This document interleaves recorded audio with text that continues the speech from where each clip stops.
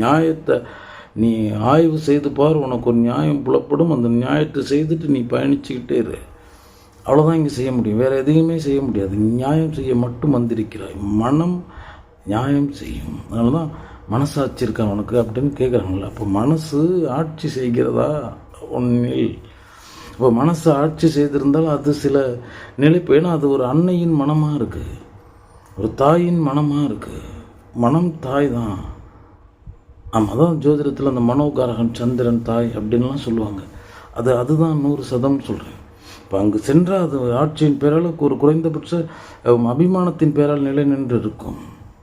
ஆமாம், நீங்கள் மனிதன் அழைக்கப்பட்டதுக்கு காரணம் மனம் குமரா. மனத்தின் பெயரால் அறியப்படுவதால் நீ மனிதனின் ஆனாய். இந்த மனம் காத்தல், மனிதாபிமானம் காத்தல், அவ்வளோதான். அதுதான் உங்களுக்கு வைக்கப்பட்டிருக்கின்ற கடமை. இந்த மனம் கொண்டு நீ பெருசாக செய்ய வேண்டியதில்லை. மனிதாபிமானத்தை காத்துட்டா போதும். அப்போ மனிதர்களோடு மனிதர்களாக வாழ்ந்து இருந்த பொழுதும் அதில் தேர்ச்சி பெறுறது அப்படின்றது தான் இந்த மனமறி வித்தை. அதற்கு எது உதவுகிறதோ ஞானம், அந்த ஞானத்தை போதிக்கிறது வேதம். அவ்வளோதான். அது அன்பிலிருந்து தான் தொடங்குகிறது.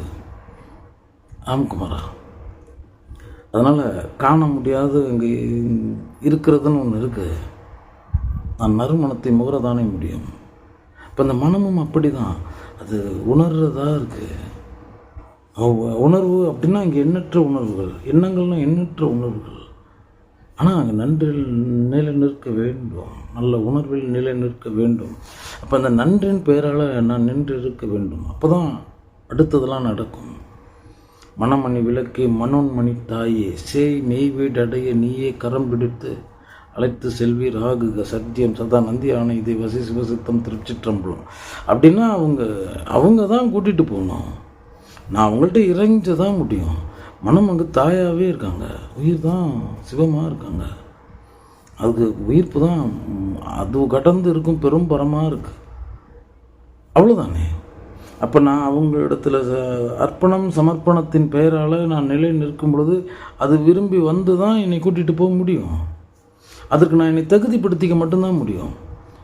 அதை நான் இறைஞ்ச தான் முடியும். சித்தருக்கு இறைவனை நான் எப்படி சிந்திக்கிறது? பெரியவங்க பேரண்டங்கள்லாம் சொல்லிட்டு போயிருக்காங்க. ஞானத்தால் தொழுவார் சில ஞானிகள், ஞானத்தால் தொழுவேன் உன்னை நான் அல்லேன், ஞானத்தால் தொழுவார்கள் தொலைக்கண்டு, ஞானத்தால் உன்னை நானும் தொழுவனே சொல்கிறாங்க.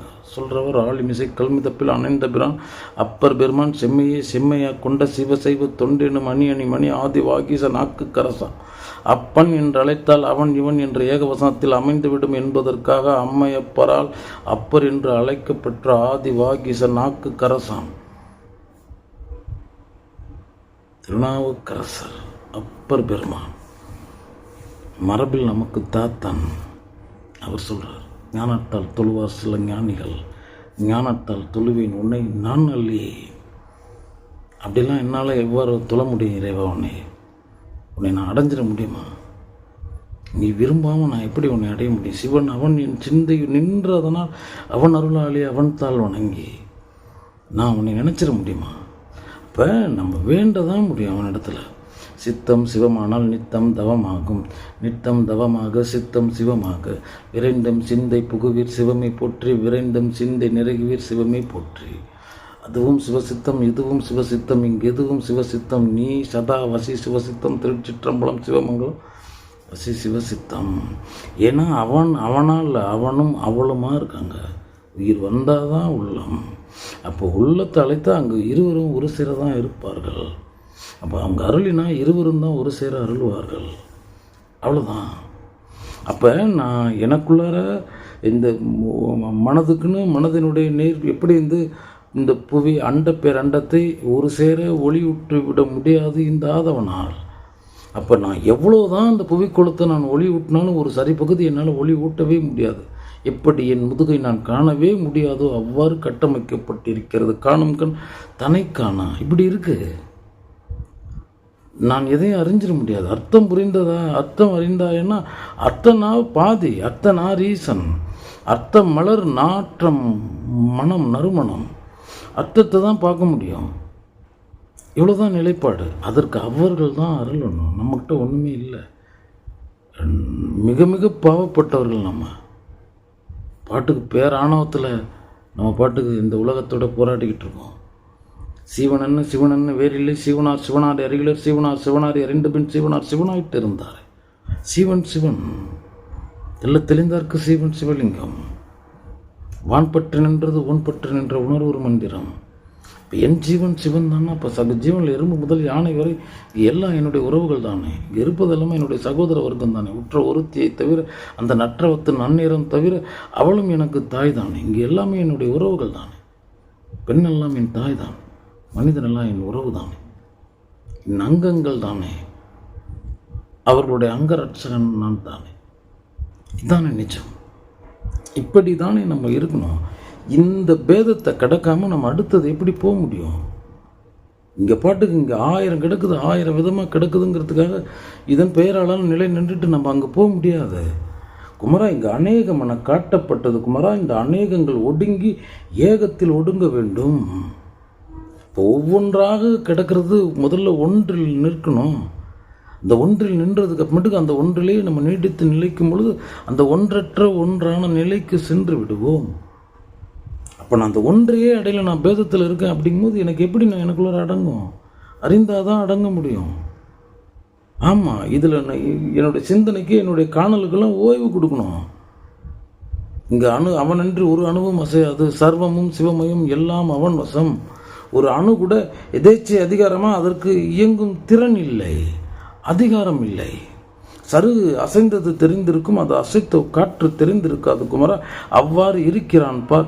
அண்டம் காட்டின உன்னை தாங்கும் அண்டம் காட்டின அந்த அண்டர் பிரான் அண்டத்தை தாங்கும் பொருளை காட்டவே இல்லை பார். திசையை காட்டி எல்லையை மறைத்தான் பார்.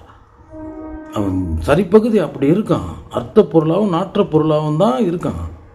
போய் காட்டுனா என்னத்தை போய் காட்ட முடியும்? இல்லை இல்லை என்றுமல்ல, 2 3 நின்றதை எல்லை கண்டு கொண்டோர் இனி பிறப்பது இல்லை. அவன் இல்லவே இல்லைடான்னு தான் சொல்கிறான்.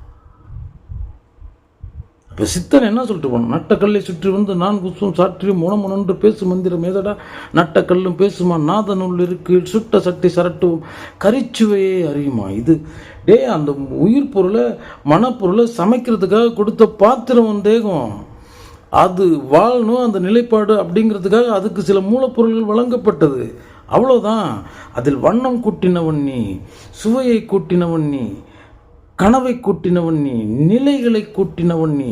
உன் மனதினுடைய எல்லா விகாரங்களையும் நீ இதில் வைத்தாய். அந்த ரசனையில் வீழ்ந்து போனாய், அந்த அலங்காரத்தில் ஆழ்ந்து போனாய். நிர்ரச நிலை வா, மாற்று வழி இல்லை. எப்படி நம்ம பாட்டுக்கு இந்த உலகத்தில் பிற புற விஷயாதிகளில் ஆழ்ந்து கிடக்கும் மனிதன் அறமாம் அகம் எவ்வாறு அறிவான்? அகம் அறியாதவன் சிவோகம் எவ்வாறு சேர்வான்? குமரா, பிற புறங்கிறார். பிறன்னு சொல்லிட்டாரு, சரி எதிரில் எனக்கு தெரியுதுங்கிற. புறன்னு சொன்னோன்னே உன் தேகண்டாங்கிறான், அறங்கிறது உன் அகண்டாங்கிறான், உன் உடலே புறண்டான்னு சொல்கிறான். அதனால தான் அகம் புறம்னு சொன்னது, அகநானூறு புறநானூறுன்னு சொன்னது. அப்போ புறம்னா நீ கிடையாது. அன்பின் உள்ளான் புறத்தான் உடலாய் உள்ளான், முன்பின் உள்ளான் முனிவர்க்கும் பிரான் அவன். அன்பின் உள்ளாகி அமரும் அரும்பொருள், பெரும்பொருள், சிவ பரம்பொருள். அப்போ அந்த மயமாக நான் ஆகாமல் நான் எப்படி அங்கே போக முடியும்? அன்பு யாருக்கும் கேடு நினைக்காது. அன்பிற்கும் உண்டு அடைக்கும் தான். அன்பு நம் கடல். இந்த உலகத்தில் நீ கண்ட துளி இந்த கடல், அதுபோல துளிகள் சேர்ந்தது அன்பு கடல். அதனால தான் அன்பே சிவமாய் அமர்ந்திருந்தார். சிவமே அன்பாய் அமர்ந்திருந்தார்னு சொல்லப்படவில்லை, அன்பே சிவமாய் அமர்ந்திருந்தாரே.